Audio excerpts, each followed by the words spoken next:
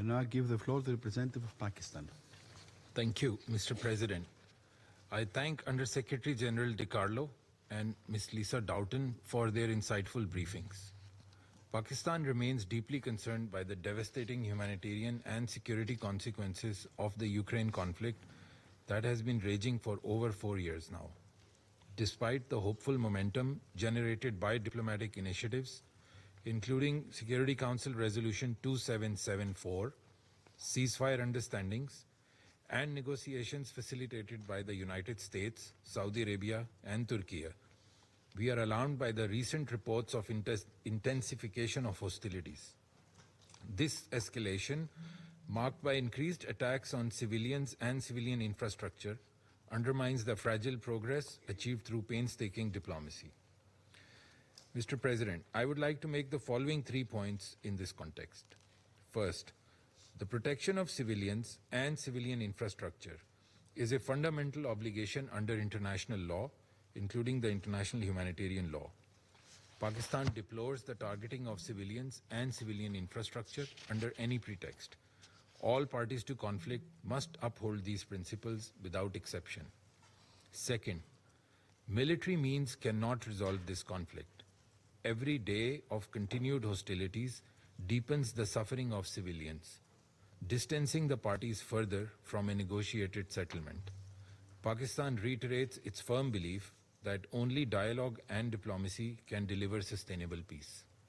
Third, the fragile foundation of peace laid down by the diplomatic efforts needs consolidation.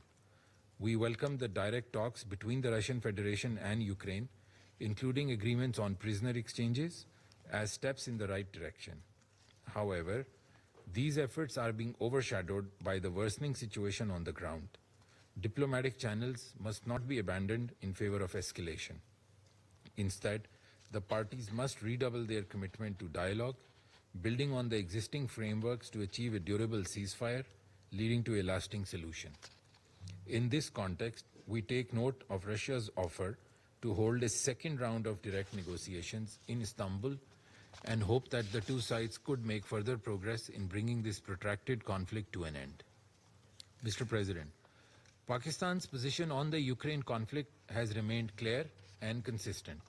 From the outset, we have advocated for an immediate de-escalation to prevent further loss of life, urged all sides to follow meaningful negotiations addressing mutual security concerns within the framework of the UN Charter, supported inclusive and constructive diplomacy involving key regional and international stakeholders to pave the way for a just and lasting peace.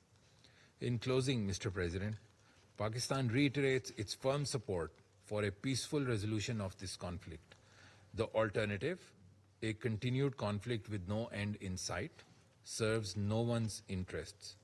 Pakistan stands ready to support all efforts towards a peaceful resolution anchored in the principles of the UN Charter, international law, the relevant multilateral agreements, and which addresses the legitimate national security interests of all sides. I thank you.